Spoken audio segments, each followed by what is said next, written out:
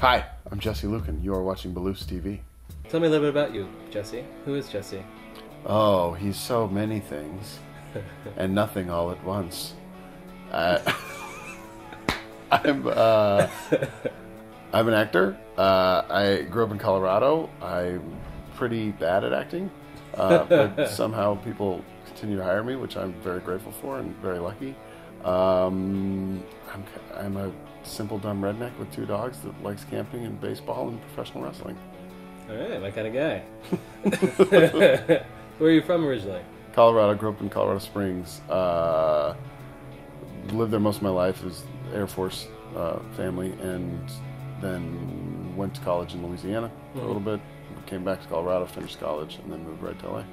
And what happened with acting after you moved to Los Angeles? Well, not much for quite a while. No, you hit the ground running as you do, and got a job waiting tables, and trying to hustle and I didn't know anybody at all, so working a day job and auditioning for really shitty things, and occasionally getting really shitty things, and then getting to audition for a little bit better things, and then getting cast occasionally in a little bit better things, and then getting an agent. The whole, it's that grind that's like running uphill with a 40-pound weight on your back, but you got to do it. Awesome. And so what would you say was your first notable role for you? Where you felt like you kind of like accomplished something? Well, the first time I got to call my mom, which that was, I feel like that's a benchmark. Kind of, that's usually the... That's a benchmark for an actor. I got to call my mom and say, hey, I'm going to be on TV, and it's like a 2-line thing and whatever. The first time I did it, the role got cut. So I had to do a second call my mom moment, 7 or 8 months later. But it was on a show called 3 Rivers on CBS. Oh, I didn't call her. Oh. I called her husband, and I had him surprise her. Oh, wow. This is the second time, because I knew that it wouldn't be cut. And the first time was such kind of a letdown. It was That's cut cool, and everything. actually. And the second one, I was the murderer on the show. And I was like, oh, we just got to, trick her to watch the show. And she doesn't like murdering. So it was like very obvious that I was going to murder this guy. So this guy was going to be murdered, and you didn't see it was me at first. And she kept being like, turn it off, turn it off. I was like, no, leave it on. And then, so that was the first one. And then my first role of sort of significance was on Justified. That was 3 years ago. Okay. Ago. And that was a recurring thing that blossomed and grew into a bigger part, and have been working on it since. Amazing. Personally, I think Justified is one of the great shows that are on. I agree. It's really, there's a lot of kind of fluff television around, and Justified, I think, is just wonderful, and I'm very, very lucky because I watched the show. It was one of the first ones I was like, I watched this shit. Oh man. So I feel like it makes a difference when it's a show that you personally watch and love, and then you get to be a part of it. Totally. Yeah. You just feel like you're in dream world. Yeah. Like you're like, what? How am I so lucky? So yeah, it's been wonderful. Thanks for saying. Yeah. So what can you tell me a little bit about your character on Justified for people out there who haven't seen Justified? Yeah, absolutely. So Justified is somebody once referred to it as the Wire for hillbillies, which I like that a lot. But it's kind of it's filmed like a Western. It's in modern day Kentucky. And it's a lot of the crime underworld in Kentucky, and the way rednecks and hillbillies go about this sort of bootlegging anti-law mentality that they've had for many hundreds of years, which has always been really interesting to me. My family's from Cincinnati, which is right across the river, so I've been there several times, and these hollers where people stay are so cut off. Can be so cut off from the rest of the world, and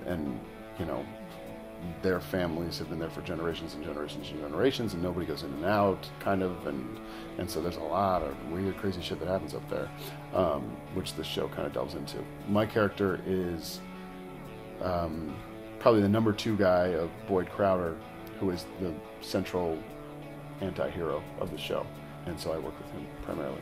Yeah, he's great on the show. Yeah, he's a brilliant, wonderful, enigmatic tour de force. Walton Goggins is unreal. Wow.